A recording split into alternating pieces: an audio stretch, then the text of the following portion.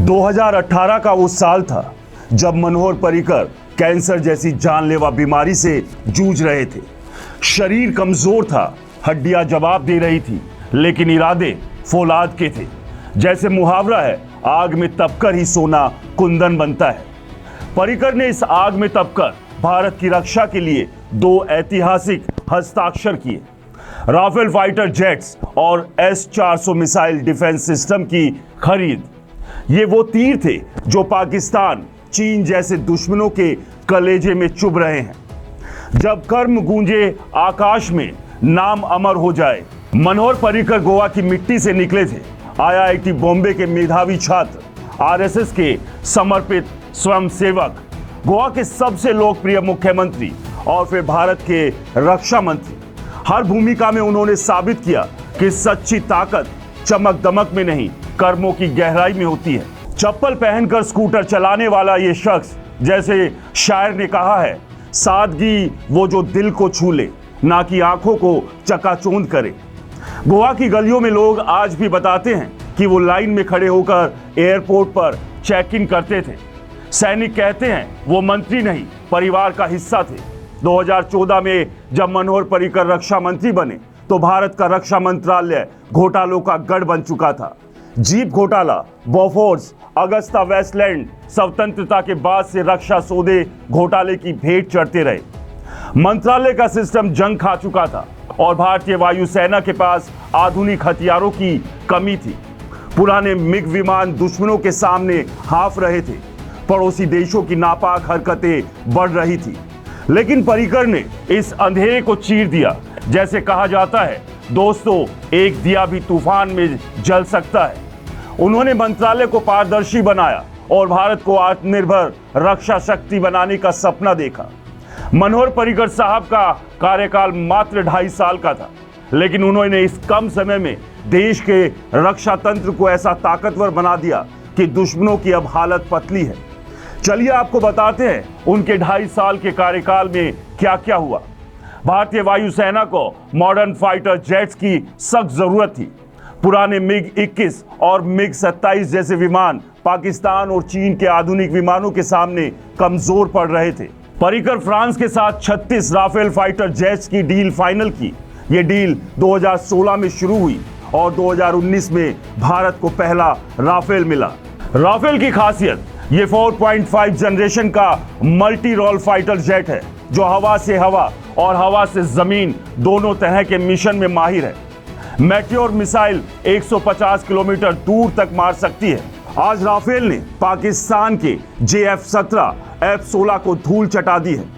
दोस्तों, एक समय पर भारत की वायु रक्षा प्रणाली कमजोर थी। दुश्मन के मिसाइल और ड्रोन आसानी से भारत में घुस सकते थे। पर्रिकर ने इस कमी को पहचाना और रूस के साथ S-400 times missile defence system की डील शुरू की। 2016 में गोवा में ब्रिक्स सम्मेलन के दौरान और रूस ने अंतर सरकारी समझौता किया। 2018 में $5.43 बिलियन, लगभग 40,000 करोड़ रुपए में सौदा पूरा हुआ। S-400 की ताकत है, ये 400 किलोमीटर के दायरे में दुश्मन के मिसाइल, ड्रोन या विमान को पलक झपकते ही सफाचट कर देते हैं। ये भारत के आकाश को अवैध किला बनाता है। पर्रिकर जानते थे कि विदेशी हथियारों की बैसाखी हमेशा नहीं चल सकती। उन्होंने स्वदेशी हथियारों को पंख लगाए। Akash missile, BrahMos, Tejas fighter jet, Pinaka rockets system, इन सभी को उनके दौर में तेजी मिली। ब्रह्मोस, जो 290 किलोमीटर तक मार सकता है, ने पाकिस्तान एयरबेस में घुसकर तबाही मचाई।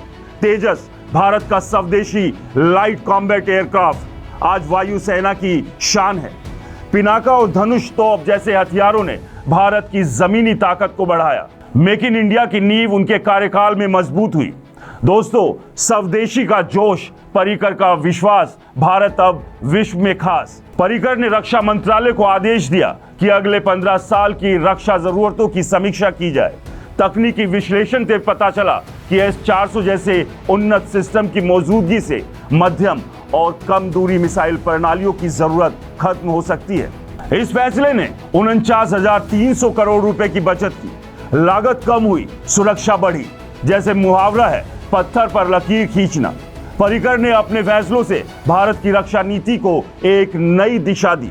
आज पाकिस्तान अपने F-16 या JF-17 के दम पर भारत को आंखें दिखाता है तो हमारी सेना उसकी हेकड़ी निकाल देती है। ब्रह्मोस ने पाकिस्तान एयरबेस में घुसकर तबाही मचाई। S-400 ने भारत के आकाश को ऐसा कवच दिया कि दुश्मन की कोई चाल कामयाब नहीं हुई। पाकिस्तान आज हक्का बक्का है। वो अमेरिका और चीन की गोद में जाकर रो रहा है, क्योंकि उसे सपने में भी नहीं लगा था कि भारत रक्षा के क्षेत्र में इतना आगे निकल जाएगा। ये था पर्रिकर का कमाल। उनकी नीतियों ने भारत को दक्षिण एशिया में मजबूत किया। रणनीतिक बढ़त के आंकड़े बताते हैं कि S-400 की तैनाती ने भारत की वायु रक्षा को 38% तक मजबूत किया है, जबकि पाकिस्तान और चीन की वायु रक्षा प्रणालियां इसकी बराबरी भी नहीं कर पा रही। चीन भी अब अपनी वायु रक्षा को अपग्रेड करने की योजना बना रहा है, क्योंकि S-400 ने खेल बदल दिया। पर्रिकर की चाल, दुश्मन बेहाल। S-400 की डील कोई आसान खेल नहीं था। अमेरिका ने भारत पर कैटसा प्रतिबंधों का डर दिखाया। विपक्ष ने तीखी आलोचना की, राफेल डील को घोटाला करार दिया, लेकिन पर्रिकर इन तूफानों के आगे डगमगाए नहीं। जैसे मुहावरा है, लोहे को लोहा काटता है। उन्होंने अमेरिकी दबाव को भारत की दृढ़ता से काटा। 2018 में जब कैंसर ने उनके शरीर को कमजोर कर दिया था, तब भी उनके इरादे अटल थे। उन्होंने S-400 डील को अंजाम तक पहुंचाया। दोस्तों, जब इरादे हो फौलाद तो बीमारी भी हार मान जाती है। पर्रिकर जानते थे कि भारत की सुरक्षा पहले है।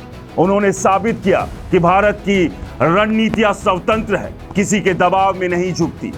उनकी ये हिम्मत आज हर भारतीयों के लिए प्रेरणा है, क्योंकि दबाव की आंधी में जो ना झुके वही सच्चा सपूत है। पर्रिकर का विजन सिर्फ हथियार खरीदना नहीं था। वो चाहते थे कि भारत विदेशी हथियारों का गुलाम ना रहे। जैसा कहा जाता है, अपने पांव पर खड़ा होना ही सच्ची आजादी है। उन्होंने मेक इन इंडिया को पंख लगाए। आज DRDO स्वदेशी मिसाइल डिफेंस सिस्टम बना रहा है। तेजस भारत का स्वदेशी लाइट कॉम्बैट एयरक्राफ्ट वायुसेना की शान है। पिनाका रॉकेट सिस्टम और धनुष तोप ने ताकत को दोगुना किया। पर्रिकर ने निजी क्षेत्र को रक्षा उत्पादन में जोड़ा। इससे लाखों नौकरियां बनी। 2014 से 2025 तक भारत का रक्षा निर्यात 5 गुना बढ़ा है। आज भारत ब्रह्मोस मिसाइल, आकाश सिस्टम और छोटे हथियारों का निर्यात कर रहा है। ये मनोहर पर्रिकर का सपना था, एक आत्मनिर्भर भारत जो न सिर्फ अपनी रक्षा करे बल्कि दुनिया को ताकत दे। दोस्तों, पर्रिकर की सादगी उनके व्यक्तित्व का चांद थी। गोवा में लोग बताते हैं कि वो स्कूटर पर घूमते थे, बाजार में आम लोगों के साथ मछली खरीदते थे, एयरपोर्ट पर वो साधारण लाइन में खड़े होते थे। सैनिक कहते हैं वो मंत्री नहीं, परिवार थे। वो सैनिकों के साथ मैस में खाना खाते, समस्याएं सुनते, उनका हौसला बढ़ाते। उनकी नीतियों ने सैनिकों को आधुनिक हथियार और बेहतर सुविधाएं दी, जिससे उनका मनोबल 7वें आसमान पर है। एक बार 2013 में उनसे सवाल किया गया कि ये सादगी क्या है। उन्होंने जवाब दिया, सादगी वो है जिसका ढोल ना पीटा जाए। दोस्तों, उनकी तस्वीरें सोशल मीडिया पर चमकती नहीं थी। वो लेजर लाइट्स और तामझाम से दूर थे। जैसे शायर ने कहा, सादगी का आलम, कर्मों का शोर, पर्रिकर का नाम अमर गूंजे हर ओर। सैनिकों की एक कहानी मशहूर है। एक बार पर्रिकर सियाचिन गए। वहां वो सैनिकों के साथ बैठे, उनके जूते देखे, उनके कंबल छुए और फिर दिल्ली लौट कर तुरंत ठंडे इलाकों के लिए बेहतर किट्स का ऑर्डर दिया। ये थी उनकी मानवीयता, जो सैनिक का दर्द समझे, वही सच्चा देशभक्त। मनोहर पर्रिकर भले ही 17 मार्च 2019 को दुनिया छोड़ गए, लेकिन उनकी विरासत हर उस पल में जिंदा है जब S-400 दुश्मन की साजिश को राख करता है, जब राफेल की गर्जना से दुश्मन थर्राता है। और उनकी नीतियां आज भारत को सुरक्षित रख रही है। उनका सपना आत्मनिर्भर भारत अब फल फूल रहा है। आज भारत का रक्षा बजट 2014 के 2.29 लाख करोड़ से बढ़कर 2025 में 6.21 लाख करोड़ हो गया है। स्वदेशी हथियारों का निर्माण 70% तक पहुंच गया। ये पर्रिकर के सपने का नतीजा है। पर्रिकर ने हमें सिखाया कि देशभक्ति शब्दों में नहीं, कर्मों में बसती है। उनकी नीतियों ने न सिर्फ भारत को सुरक्षित किया बल्कि आर्थिक रूप से समृद्ध और आत्मसम्मान से भरपूर बनाया। आज जब डीआरडीओ स्वदेशी मिसाइल डिफेंस सिस्टम बनाता है, जब तेजस आकाश में उड़ता है, जब ब्रह्मोस दुश्मन को सबक सिखाता है, तब पर्रिकर की आत्मा कहीं मुस्कुराती होगी।